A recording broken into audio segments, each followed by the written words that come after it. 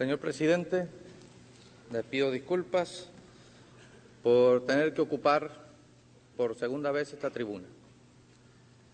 Lo hago haciendo uso del derecho de réplica y, naturalmente, aunque no estamos interesados especialmente en eso, esto que se llama ahora, podría llamarse contrarréplica, podríamos seguir extendiéndola y haciéndola recontrarréplica y así hasta el infinito. Nosotros contestaremos una por una las afirmaciones de los delegados que impugnaron la intervención de Cuba y lo haremos en el espíritu en que cada uno de ellos lo hizo aproximadamente.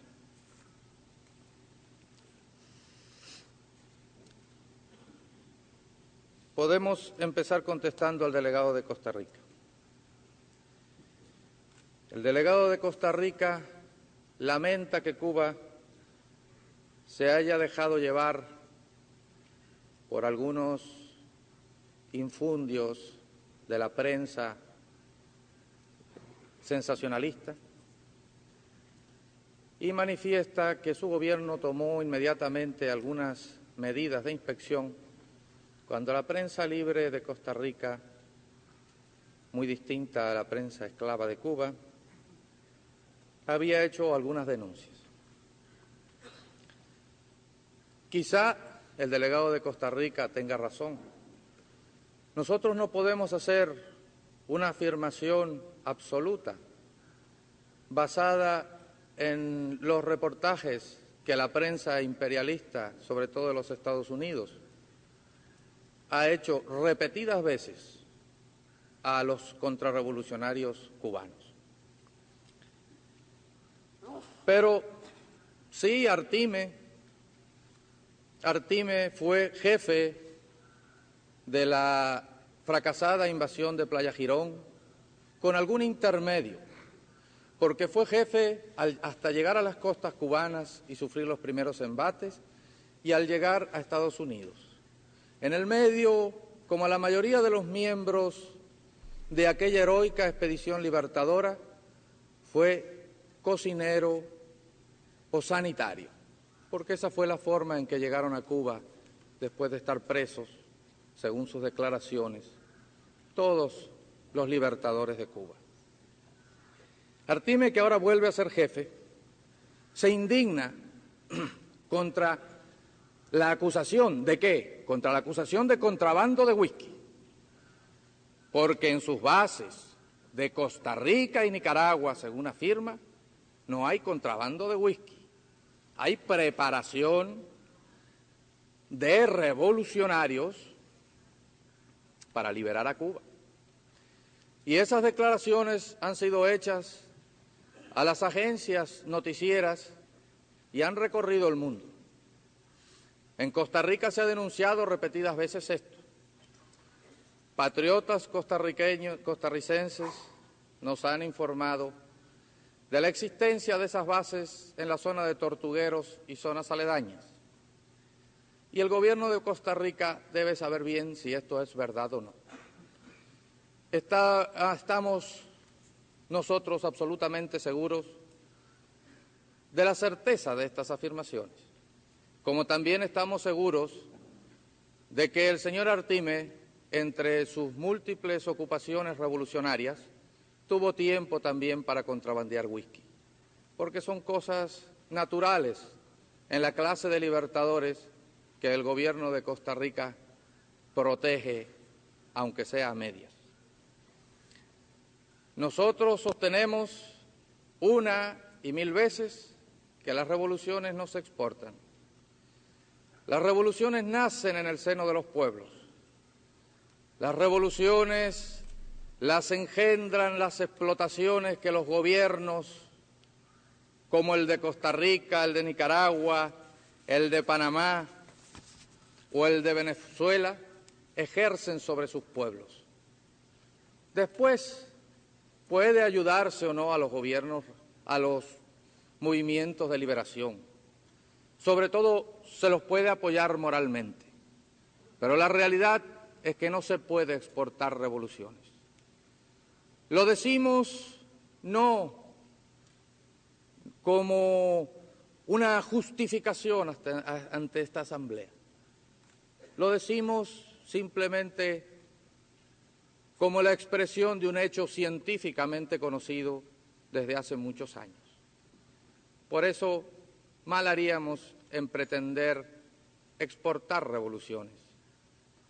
Y menos, naturalmente, a Costa Rica, donde, en honor a la verdad, hay un régimen con el cual, si bien nosotros no tenemos absolutamente ninguna comunión de ningún tipo, no es de los que se distinguen en América por la opresión directa e indiscriminada contra su pueblo.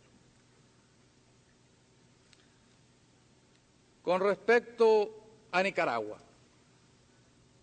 quería decirle al señor delegado de Nicaragua, aunque no entendí bien exactamente toda su argumentación en cuanto a los acentos, creo que se refirió a Cuba, Argentina y algo también ruso o de la Unión Soviética. En todo caso, espero que el delegado de Nicaragua no haya encontrado acento norteamericano en mi alocución, porque eso sí ya sería peligroso. Efectivamente, señores delegados, puede ser que en el acento que utilizara al hablar se escapara algo de la Argentina.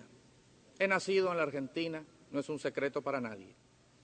Soy cubano y soy argentino también. Y si no se ofenden las ilustrísimas señorías de Latinoamérica, me siento tan patriota de Latinoamérica, de cualquier país de Latinoamérica, como el que más.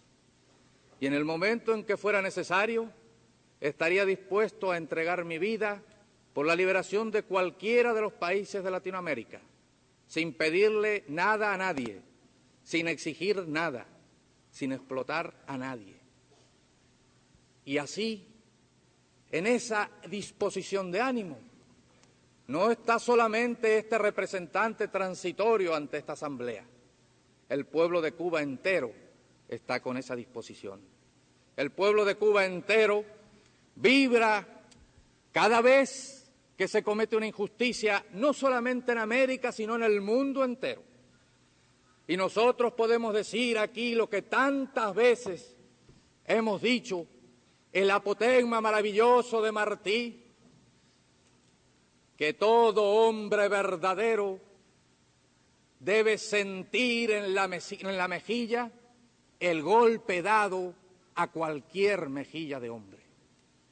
Y eso el pueblo entero de Cuba lo siente así, señores delegados. Por si el señor delegado de Nicaragua quiere hacer alguna pequeña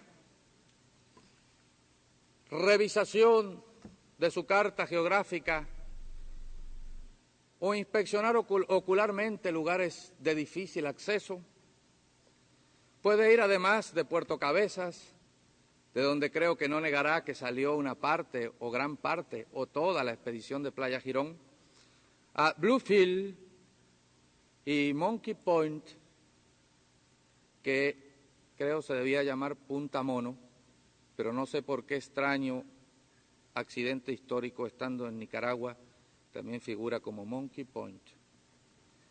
Allí podrá encontrar algunos contrarrevolucionarios o revolucionarios cubanos, como ustedes prefieran llamarlos, señores delegados de Nicaragua. Los hay de todos colores.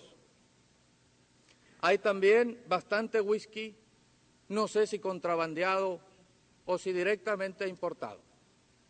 Conocemos de la existencia de esas bases.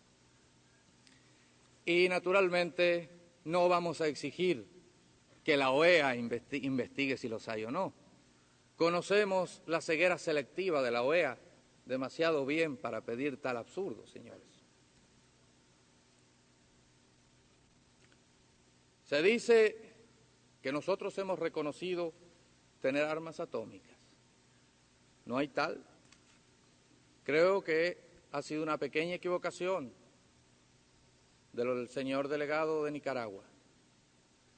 Solamente nosotros hemos defendido el derecho a tener las armas que pudiéramos conseguir para nuestra defensa. Y hemos negado el derecho de ningún país a determinar qué tipo de armas nosotros vamos a tener. El delegado de Panamá, quien ha tenido la gentileza de apodarme Che, como me apoda el pueblo de Cuba, empezó hablando de la Revolución Mexicana. La delegación de Cuba hablaba de la masacre norteamericana contra el pueblo de Panamá. Y la delegación de Panamá empieza hablando de la Revolución Mexicana. Y siguió en este estilo, sin referirse para nada a la masacre norteamericana por la cual el gobierno de Panamá rompió relaciones con los Estados Unidos. Tal vez en el lenguaje de la política entreguista esto se llame táctica. En el lenguaje revolucionario, señores, eso se llama abyección, con todas las letras.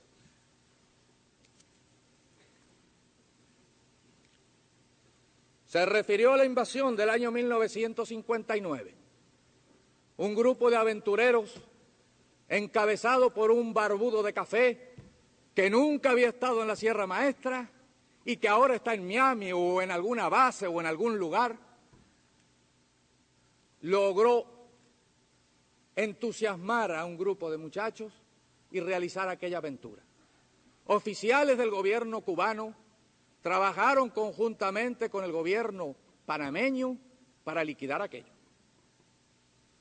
Es verdad que salieron de puertos cubanos.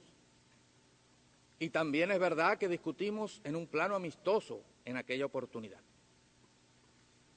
Pero de todas las intervenciones que hay aquí contra la intervención de la delegación de Cuba, la que me parece inexcusable en todo sentido es la intervención de la delegación de Panamá.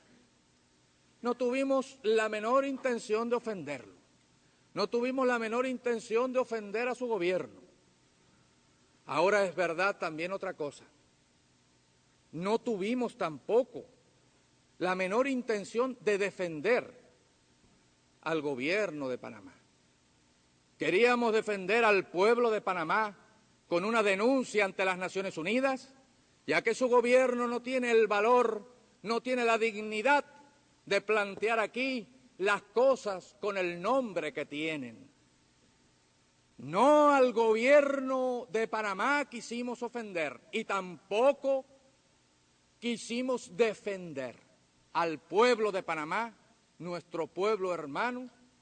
Sí, va nuestra simpatía y sí tratamos de defender con nuestra denuncia. Entre las afirmaciones del señor delegado de Panamá se encuentra una muy interesante. Dice que a pesar de las bravatas cubanas, todavía está la base allí. En la intervención que estará fresca en la memoria de los señores delegados, debe reconocerse que nosotros hemos denunciado 1.300 y tantas provocaciones de la base, de todo tipo, que van de algunas nimias hasta disparos de arma de fuego. Hemos explicado cómo no queremos caer en las provocaciones porque conocemos la consecuencia que eso puede traer para nuestro pueblo.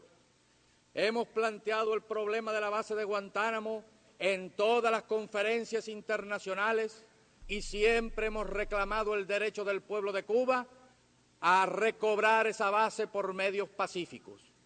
No hemos echado nunca bravatas porque no las echamos, señor delegado de Panamá. Porque los hombres como nosotros, que están dispuestos a morir, que dirigen un pueblo entero dispuesto a morir por defender su causa, nunca necesita echar bravatas. No echamos bravatas en Playa Girón. No echamos bravatas cuando la crisis de octubre, cuando todo el pueblo estaba enfrente al hongo atómico que los norteamericanos amenazaban contra nuestra isla, y todo el pueblo marchó a las trincheras, marchó a las fábricas a aumentar la producción. No hubo un solo paso atrás, no hubo un solo quejido. Y miles de hombres que no pertenecían a nuestras milicias entraron voluntariamente a ellas en el momento en que el imperialismo norteamericano amenazaba con echar una bomba o varias bombas atómicas o un ataque atómico sobre Cuba. Ese es nuestro país.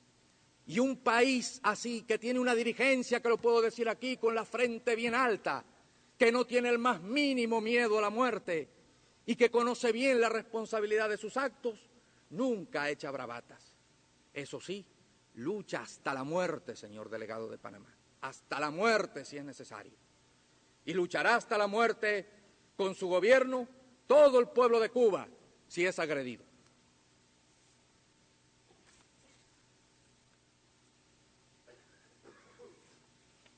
El señor delegado de Colombia manifiesta en un tono medido, tengo que cambiar el tono, que hay dos aseveraciones inexactas.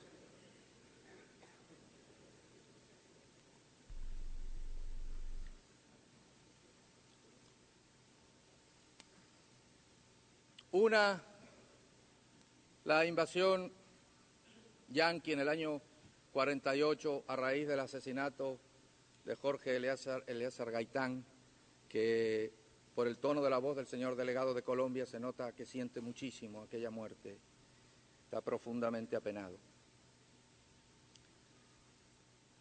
Nosotros nos referimos en nuestro discurso a otra intervención anterior que el señor delegado de Colombia olvidó tal vez, a la intervención norteamericana para la segregación de Panamá.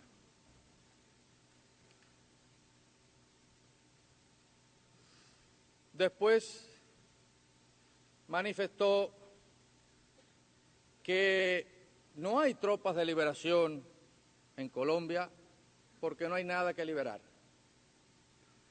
En Colombia, donde se habla con toda naturalidad de la democracia representativa y solamente hay dos partidos políticos que se distribuyen el poder mitad y mitad durante años de acuerdo con una democracia fantástica. La oligarquía colombiana ha llegado al sumum de la democracia, podemos decir. Se dividen liberales y conservadores, conservadores y liberales. 4 años uno, 4 años otro. Nada cambia. Eso son las democracias de elecciones, esas son las democracias representativas que defiende probablemente con todo entusiasmo el señor delegado de Colombia. En ese país donde se dice que hay 200 o 300.000 muertos a raíz de la guerra civil que incendiara a Colombia después de la muerte de Gaitán, se dice que no hay nada que liberar. No habrá nada que vengar tampoco. No habrá miles de muertes que vengar. No habrá habido ejércitos masacrando pueblos. Y no será ese mismo ejército que masacra el pueblo desde el año 48 el que está hoy ahí, o ha cambiado algo, o sus generales son distintos, o sus mandos son distintos, o obedecen a otra clase que la que masacró el pueblo durante 4 años de una larga lucha y lo siguió masacrando intermitentemente durante muchos años más. Y dice que no hay que libertar nada el señor delegado de Colombia. Y no recuerda el señor delegado de Colombia que en Marquetalia hay fuerzas a las cuales los propios periódicos colombianos han llamado la República Independiente de Marquetalia, y a cuyo dirigente le han puesto un apodo de tiro fijo para tratar de convertirlo en un vulgar bandolero. Y no sabe que allí se hizo una gran operación de 16.000 hombres del ejército colombiano asesorado por militares norteamericanos y con la utilización de una serie de elementos, helicópteros y probablemente, aunque no puedo asegurar, también aviones del ejército norteamericano. Parece que el señor delegado de Colombia tiene o mal la información por estar alejado de su país o la memoria un poco deficiente. Además, el delegado de Colombia manifestó con toda soltura que si Cuba hubiera seguido en la órbita de los Estados americanos, otra cosa sería. Nosotros no sabemos bien a qué se referirá con esto de órbita, pero órbita tienen los satélites, señores, y nosotros no somos satélites. No estamos en ninguna órbita, estamos fuera de órbita.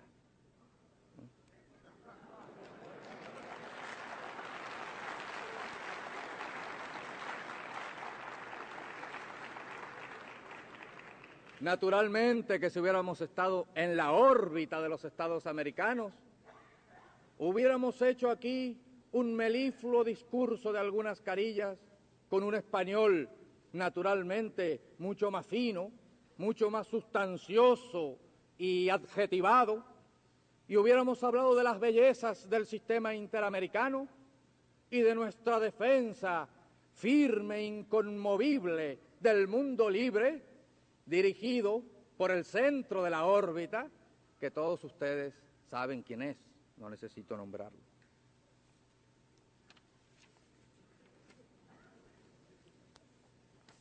El señor delegado de Venezuela también empleó un tono moderado, aunque enfático. Manifestó que son infames las acusaciones de genocidio y que realmente era increíble que el gobierno cubano se ocupara de estas cosas de Venezuela, existiendo tal represión contra su pueblo.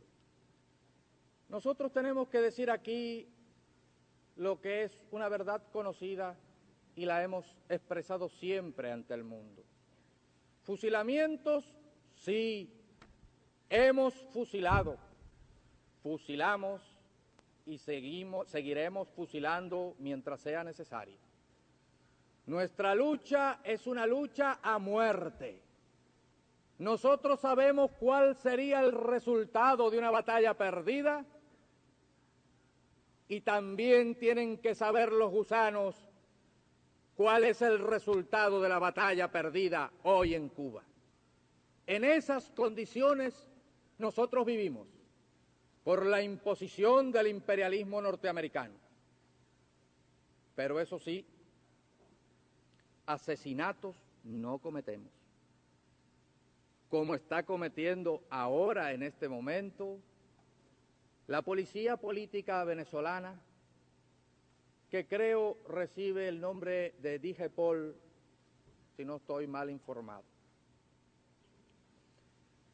Esa policía ha cometido una serie de actos de barbarie, de fusilamientos, es decir, de asesinatos, y después ha tirado los cadáveres en algunos lugares. Sobre las personas, de estudiantes, en fin.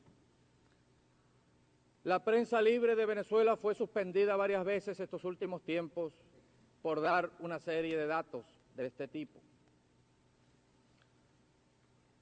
Los aviones militares venezolanos con la asesoría yanqui sí bombardean zonas extensas de campesinos, sí matan campesinos, sí crece la rebelión popular en Venezuela y sí veremos el resultado después de algún tiempo. El señor representante de Venezuela está indignado. Yo recuerdo la indignación de los señores representantes de Venezuela cuando la delegación cubana ante Punta del Este leyó los informes secretos que los informantes de los Estados Unidos de América tuvieron a bien hacernos llegar, naturalmente que en una forma indirecta. En aquel momento leímos ante la Asamblea de Punta del Este la opinión que tenían los señores representantes de Estados Unidos en el país del gobierno venezolano. Y anunciaban algo interesantísimo, que podría, perdónenme la inexactitud porque no puedo citar ahora, podría ser más o menos así: o esta gente cambia o aquí todos van a ir al paredón. El paredón es la forma en que se pretende definir a la Revolución Cubana, el paredón de fusilamiento. Los miembros de la embajada norteamericana anunciaban en documentos irrefutables que ese era el destino de la oligarquía venezolana si no cambiaba sus métodos, y allí se le acusaba de latrocinio, en fin, de toda una serie de terribles acusaciones de ese orden. La delegación venezolana se indignó muchísimo. Naturalmente, no se indignó con los Estados Unidos, se indignó con la representación cubana, que tuvo a bien leerle las opiniones que los Estados Unidos tenían de su gobierno y también de su pueblo. Y la única respuesta que hubo a todo esto es que el señor Moscoso, que fue el que graciosamente se dio estos documentos en forma indirecta, fue cambiado de cargo. Les recordamos al señor representante de Venezuela esto, porque las revoluciones no se exportan, pero las revoluciones actúan, y la revolución venezolana actuará en su momento. Y los que no tengan avión listo, como hubo en Cuba, para huir hacia Miami o hacia otro lugar, tendrán que afrontar allí lo que el pueblo venezolano decida. No echen culpas a otros pueblos, a otros gobiernos, de lo que pueda suceder allí. Y lea de paso, si tiene interés, el señor delegado de Venezuela, algunas interesantísimas opiniones sobre lo que es la guerra guerrillera y cómo combatirla, que algunos de los elementos más inteligentes del COPEI han escrito y publicado en la prensa de su país. Y verá cómo no es con bombas y asesinatos como se puede combatir a un pueblo en armas. Precisamente eso es lo que hace más revolucionario a los pueblos. Lo conocemos bien. Está malo que a un enemigo declarado le demos aquí esta chance, este favor de mostrarle la estrategia contraguerrillera, pero lo hacemos porque sabemos que su ceguera es tanta que no lo seguirá. Queda Mr. Stevenson. Lamentablemente no está presente aquí.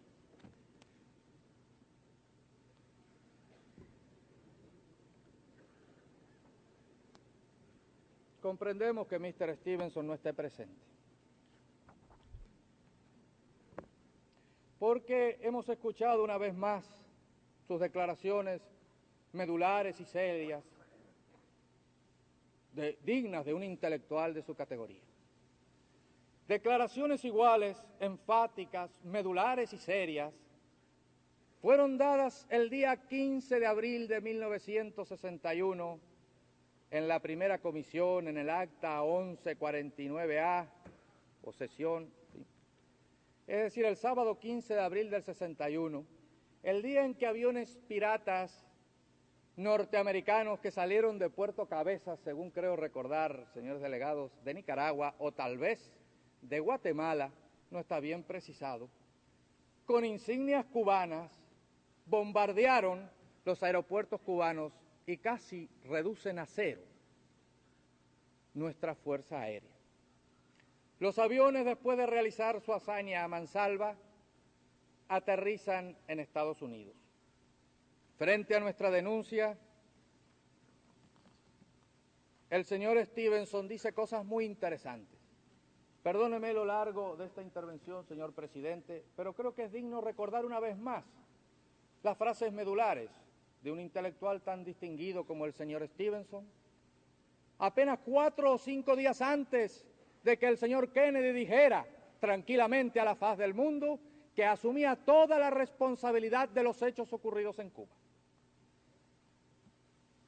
Esto es, creo que una reseña, porque dado el poco tiempo que había, no hemos podido recolectar actas precisas de cada una de las reuniones.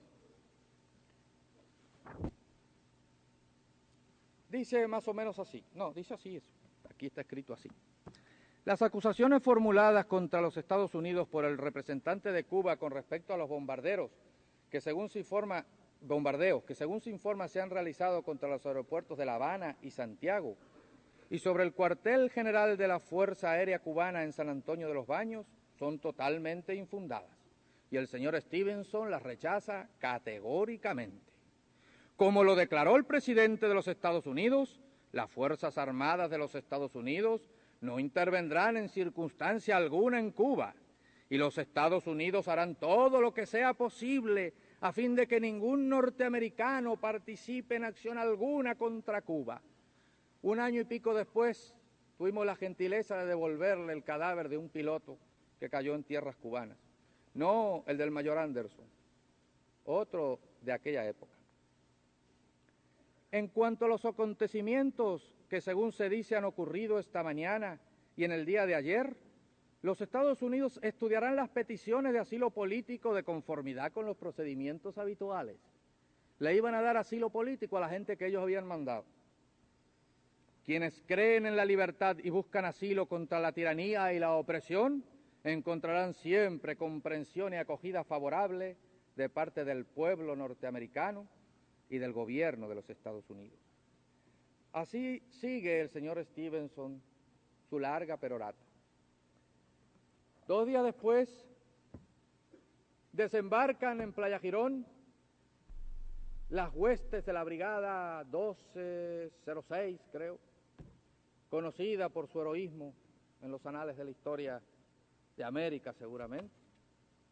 2 días después de aquello, se rinde la Brigada Heroica sin perder casi ni un hombre.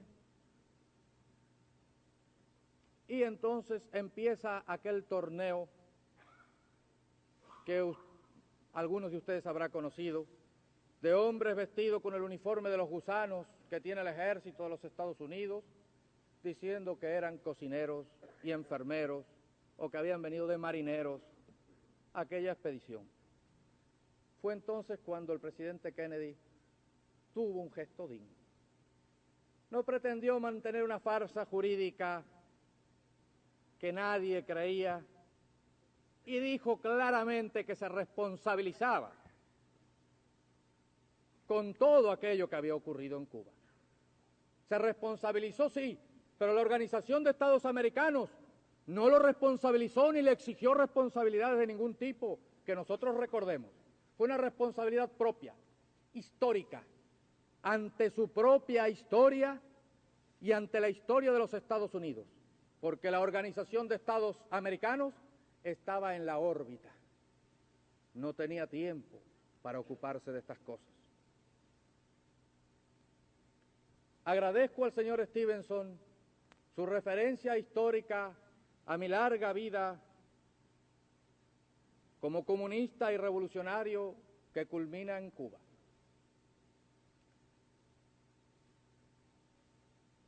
Como siempre, las agencias norteamericanas, no solo de noticias, sino de espionaje, confunden las cosas.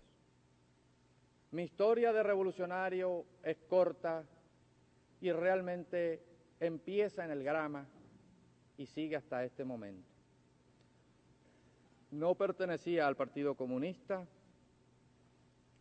hasta ahora que estoy en Cuba y podemos proclamar todos ante esta asamblea el marxismo-leninismo que sigue como teoría de acción la revolución cubana. Lo importante no son las referencias personales.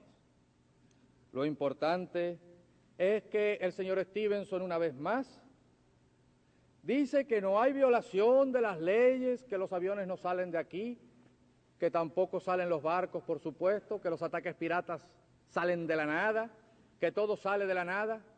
y utiliza la misma voz, la misma seguridad, el mismo acento de intelectual serio y firme que utilizara el año 1961 para afirmar enfáticamente que aquellos aviones cubanos habían salido de territorio cubano y que eran exilados políticos antes de ser desmentidos. Naturalmente me explico, una vez más, que el distinguido colega, señor Stevenson, haya tenido a bien retirarse de esta asamblea. Pretenden los Estados Unidos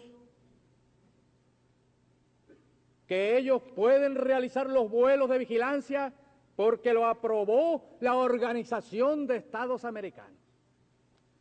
¿Y quién es la Organización de Estados Americanos para aprobar vuelos de vigilancia sobre el territorio de un país?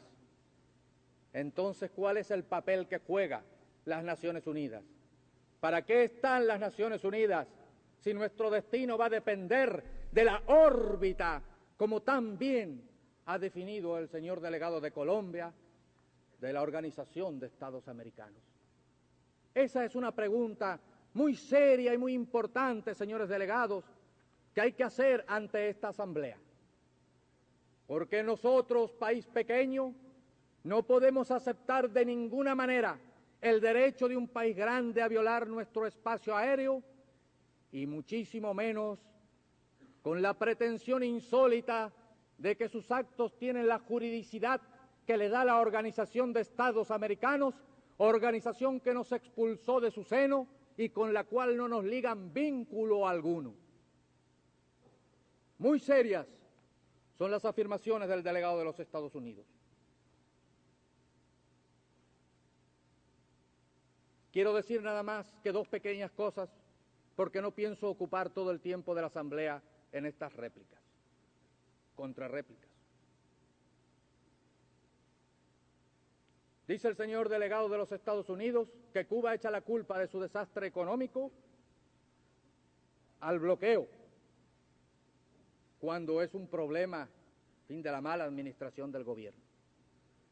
Cuando nada de esto había ocurrido, cuando empezaron las primeras leyes nacionalistas en Cuba, los Estados Unidos empezaron a tomar acciones económicas represivas, tales como la supresión unilateral, sin discusión ninguna, de la cuota de azúcar que tradicionalmente vendíamos al mercado norteamericano. Asimismo, se negaron a refinar el petróleo que habíamos comprado en la Unión Soviética en uso de legítimo derecho y amparados en todas las leyes posibles. No repetiré la larga historia de las agresiones económicas de los Estados Unidos. Sí diré que a pesar de esas agresiones, con la ayuda fraterna de los países socialistas, sobre todo de la Unión Soviética, nosotros hemos salido adelante y saldremos adelante. Que aun cuando condenamos el bloqueo económico, no nos detendrá ese bloqueo. Y pase lo que pase, seguiremos constituyendo un pequeño dolor de cabeza cuando lleguemos a estas asambleas o a cualquier otra, a llamar a las cosas por su nombre y a los delegados de Estados Unidos, gendarmes de la represión en el mundo entero. Por último, sí hubo embargo de cuotas de medicina, hubo embargo de medicinas contra Cuba, pero si no es así, nuestro gobierno en los próximos meses pondrá un pedido de medicinas aquí en Estados Unidos y le mandará un telegrama al señor Stevenson y nuestro delegado lo leerá en la comisión o en el lugar que sea conveniente para que se sepa bien si es o no es cierto las imputaciones que Cuba hace. En todo caso, hasta ahora no lo ha sido. Y la última vez que pretendimos comprar medicinas por el valor de $1,5 millones de pesos, de dólares, medicinas que no se fabrican en Cuba, medicinas que son necesarias para salvar vidas, nada más, no tienen otro fin que salvar vidas, el gobierno norteamericano intervino e impidió esa venta.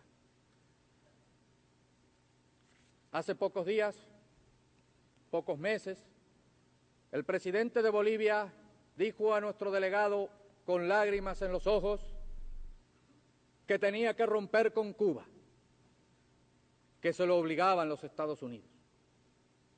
Y así nos despidieron de la paz a nuestros delegados. No puedo afirmar que esta aseveración del señor presidente de Bolivia fuera cierta. Lo que sí es cierto es que nosotros le dijimos que esa transacción con el enemigo no valdría de nada, porque estaba condenado ya. Y el presidente de Bolivia, con el cual no teníamos ni tenemos ningún vínculo, con cuyo gobierno no hicimos nada más que mantener las relaciones que se deben mantener con los pueblos de América, ha sido derrocado por una junta, por un golpe militar, y ahora hay establecida una junta de gobierno. En todo caso, para gentes como esta, que no saben caer con dignidad, vale la pena la referencia que dijera, creo que era la madre del último califa de Granada, a su hijo que lloraba al perderla: no llores como mujer lo que no supiste defender como hombre.